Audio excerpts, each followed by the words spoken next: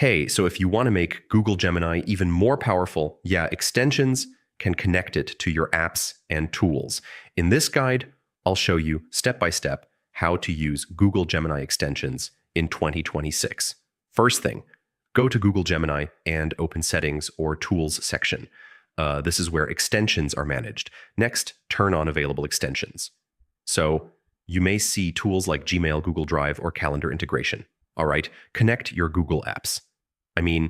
This allows Gemini to access your emails, files, and schedule. Now use them in prompts.